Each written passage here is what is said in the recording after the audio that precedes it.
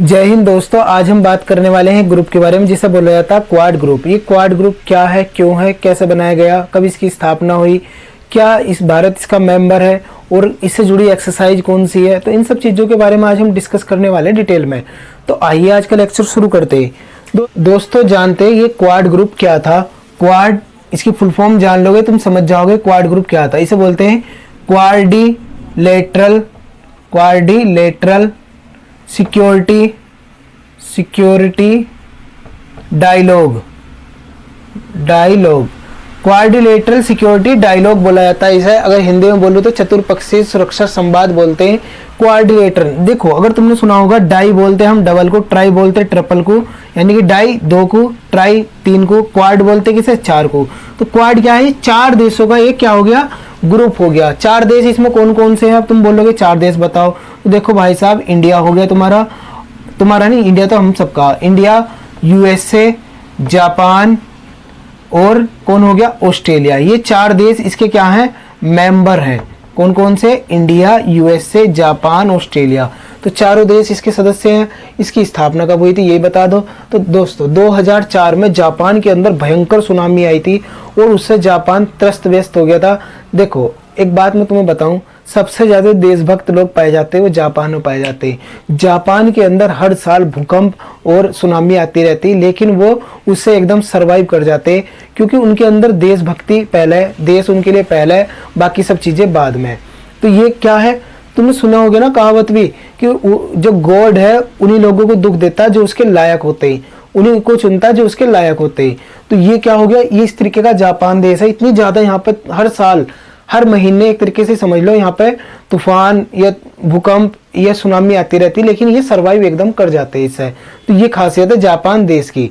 जैसी देशभक्ति जापान के लोगों में ऐसी पूरे विश्व में कहीं भी देखने को हमें नहीं मिलती। तो देखो 2004 में क्या आई थी, जापान के अंदर सुनामी आई थी, भयंकर सुनामी आई थी जापान में। लगभग उनका जीवन अस्त व्यस्त हो गया था, जापान के लोगों का घर बर्बाद हो गए थे। तो वहां पे तीन देश और निकल के आए, इंडिया, ऑस्ट्रेलिया, यूएसए। इनके द्वारा क्या करा गया, वहां जाके हेल्प प्रोवाइड कराई गई कि यार तुम थोड़े से परेशान हो ना, चलो हम क्या करते हैं मिलकर तुम्हारा सहयोग करते हैं। और सहयोग ऐसा करा गया कि लोग ये समझने लगे कि ये चारों एक ही है, यानी कि किसी ग्रुप का मेंबर है चारों, जब भी तो इस तरीके की हेल्प करवाई जा रही। यानी कि जापान की सेना के साथ, जापान के साथ हमने कोलिशन करके, हमने नहीं, ऑस्ट्रेलिया यूएसए भी हमारे साथ था, हमने उसकी इस तरीके से हेल्प करी कि लोगों को मिर्ची लग गई। जैसे चीन था, वो बोल रहा है यार बता ऐसे हेल्प करवा रहा है ये, मेरे तो पड़ोस का देश है जापान, मैं तो उसमें जा ही नहीं पाया, मुझसे तो इन्होंने हेल्प मांगी भी नहीं, है ना। तो एक तरीके से ये समझने लगे कि ये क्या है, चारों देश किसी ग्रुप का मेंबर है, इस वजह से इस तरीके की हेल्प कर रहे हैं। हालांकि उस समय पर कोई मेंबर कुछ नहीं था। जैसे ही मतलब काम पूरा हुआ, चारों देश अलग अलग अपने काम में व्यस्त हो गए। लेकिन 2007 में क्या हुआ था, शिंजो एबे साहब थे जापान के प्रधानमंत्री, उनके द्वारा ये बोला गया हम चारों देश मिलकर एक काम करेंगे। चारों देश कौन से, इंडिया, यूएसए, जापान, ऑस्ट्रेलिया। हम क्या करते हैं, क्वाड ग्रुप की स्थापना करते हैं। चारों देशों ने बोल दिया हाँ भाई सही कर रहा है ना, सही बोल रहे हो तुम। लेकिन स्थापना फिर भी नहीं हुई थी। देखो एक खासियत है इन चारों देश की, अभी तुम्हें बता दूं, इन चारों देशों में डेमोक्रेसी है। इंडिया, यूएसए, जापान, ऑस्ट्रेलिया, चारों में लोकतंत्र है। और भारत को तो लोकतंत्र की क्या बोला जाता, आत्मा भी बोला जाता, क्योंकि विश्व का सबसे बड़ा लोकतंत्र यहीं पर है। 2007 में प्रस्ताव तो रख दिया गया, लेकिन चारों देशों ने मान भी लिया, लेकिन इस पर कोई काम करने को तैयार नहीं था। वजह थी सबकी अलग अलग। ऑस्ट्रेलिया जो था, ऑस्ट्रेलिया को ज्यादा फर्क नहीं पड़ रहा था क्योंकि वो चीन के अंडर में था। चीन जैसा बोलता था ऑस्ट्रेलिया वैसे करता था। जैसे तुम अभी पाकिस्तान को देख लो, पाकिस्तान क्या करता, चीन के अंडर में है, जैसी चीन बोलेगा वैसे वो काम करेगा। अपने यहाँ पे वो क्या करवा रहा है, गवादर पोर्ट विकसित करवा रहा है, ये देख लो तुम। क्यों, क्योंकि भारत को नुकसान हो जाए, भारत को घेरने की कोशिश कर रहा है चीन अभी हिंद महासागर में। तो वो क्या कर रहा था, उसे चीन की उसमें हेल्प प्रोवाइड करवा रहा, समझ रहे हो तुम। तो इस कदर की नीति चल रही पाकिस्तान की। तो फिलहाल ये समझो कि पाकिस्तान जैसे चीन के अंडर में चलता, वैसे ही कौन चलता था उस समय पर, ऑस्ट्रेलिया। तुम श्रीलंका को देख लो, तुम पता चीन की एक डेब्ट ट्रैप पॉलिसी है, समझते हो डेब्ट ट्रैप पॉलिसी क्या होती। चीन सामने वाले को, इनकी एक नीति है चीन वालों की कि सामने वाले को इतना कर्ज दे दो। देखो पैसे की जरूरत हर किसी को, चाहे देश हो चाहे परिवार हो चाहे कोई सिंगल बंदा हो, सबको पैसे की जरूरत है। तो सामने ऐसे देश चुनो जिन्हें पैसे की जरूरत हो और उन्हें इतना कर्जा दे दो कि उन्हें कर्जा चुकाने के लिए भी दूसरे देश से कर्जा लेना पड़े। श्रीलंका की हालत देखिए अभी कुछ दिनों पहले, फाइनेंशियल इमरजेंसी लग गई वहां पे, वित्तीय आपातकाल लग चुका था वहां पे, हालत ऐसी हो गई थी, लोग लाइन लगा रहे थे पेट्रोल लेने के लिए भी। तो क्या था, श्रीलंका ने कर्जा लिया, कर्जा चुका नहीं पाया, अर्थव्यवस्था फेल हो गई उनकी। ये समझ लो अपनी अर्थव्यवस्था चलाने के लिए और चीन का कर्जा चुकाने के लिए उसे आईएमएफ से कर्जा लेना पड़ गया। तो ये कंडीशन बना देता चीन, तो जो उसके जाल में फंसता, कहीं ना कहीं तुम देखना पाकिस्तान भी ऐसे ही बनने वाला। तो चीन का जैसे ही मकसद पूरा होगा पाकिस्तान ऐसे ही बनेगा जैसे श्रीलंका में हुई थी हालत। तो इंडिया, यूएसए, जापान, ऑस्ट्रेलिया, तो ये चारों देश थे। ऑस्ट्रेलिया से चीन की गोदी में बैठा हुआ था, तो मतलब ऑस्ट्रेलिया ने मान तो लिया यार ग्रुप का मैं सदस्य रहूंगा, लेकिन उस पर काम करने को तैयार नहीं था। कौन? ऑस्ट्रेलिया। रही सही कसर हमारे देश के प्रधानमंत्री थे मनमोहन सिंह जी, 2008 में कहाँ गए? चीन में गए।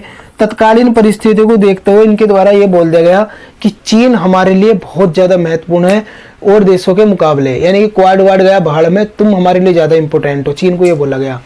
देखो एक बात बताऊं, जब शिंजो एबे साहब के द्वारा ये बोला गया कि हम एक क्वाड ग्रुप की स्थापना करेंगे जिसमें हम चारों देश होंगे, हमारे चारों में देखो कुछ समानता भी है, हमारे यहाँ पर डेमोक्रेसी है, हम चारों देश मतलब शांति बनाने पर काम करते हैं, दूसरे देशों पर आक्रमण की नीति नहीं करते, हम डैब ट्रैप पॉलिसी नहीं चलाते, हम ना दूसरे देशों को भी यही बोलते कि जियो और जीने दो, हमारे मतलब विचार मिलते हैं काफी आपस में।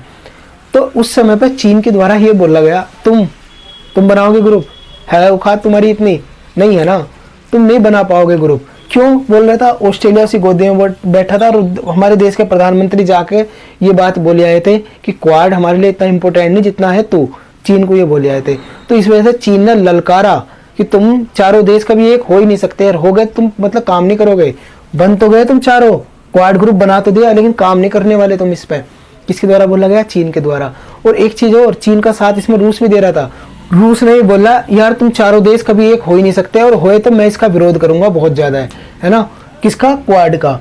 तो इस वजह से देखो, इस वजह से क्वाड की आलोचना करता रूस भी। तो हालांकि जब ये मतलब ये 2007 में ग्रुप तो बन गया लेकिन सही से इफेक्ट में नहीं आया, प्रभाव में नहीं आया, लेकिन 2017 में फिर से परिस्थिति बदली और ऑस्ट्रेलिया को समझ में आ गई चीन की नीति कि चीन क्या करता, समझ में आ गया ऑस्ट्रेलिया को। हमारे देश के मोदी साहब, हमारे देश के प्रधानमंत्री मोदी जी और ट्रम्प ऑस्ट्रेलिया यूएसए के, और शिंजो एबे साहब कहाँ के? जापान के बहुत ही बेहतरीन प्रधानमंत्री थे। इन्होंने जब भी रहे जापान के भारत के पक्ष में ही वार्ता करी, मतलब भारत के पक्ष में ही इनके द्वारा बोला गया हमेशा। और ये कौन थे ऑस्ट्रेलिया के? मैल्कम टर्नबुल,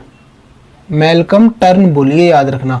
तो ये हमारे देश के मोदी, ट्रम्प यूएसए के, शिंजो एबे साहब जापान के, और ये किसके हो गए? ऑस्ट्रेलिया के। तो ये मिलकर आए 2017 में फिर से बैठे और इनके द्वारा ये बोला गया कि हम फिर से ये जो क्वाड ग्रुप था, स्थापना कब होगी थी? 2007 में, इसे फिर से पुनर्जीवित करेंगे। तो एग्जाम में अलग अलग क्वेश्चन पूछा जा सकता है कि क्वाड ग्रुप की स्थापना कब हुई थी?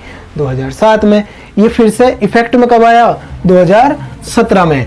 तो ये तुम याद रख सकते हो। और एक चीज दोस्तों ये जान लो, अभी जब ये क्वाड ग्रुप फिर से बन गया तो चीन को मिर्ची लग गई, लगनी स्वाभाविक थी, क्योंकि एक तो उनके देश से उनके हाथ से एक देश निकल गया ऑस्ट्रेलिया, जो उनके हिसाब से काम नहीं कर रहा था, और रही सही कसर एक क्वाड ग्रुप को बना कर ली। तो चीन के द्वारा बोला गया ये क्या है? एशिया का मिनी नाटो।